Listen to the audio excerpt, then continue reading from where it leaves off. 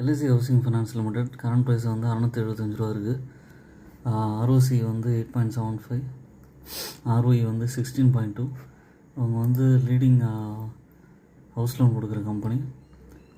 மெயினாக வந்து பார்த்திங்கன்னா ப்ரைஸ் வந்து ஒரு சைட்வேஸ் பேட்டர்னில் போயிட்டு ₹650 இருக்குது. கண்டிப்பாக வந்து இதுலேருந்து ஏறும்.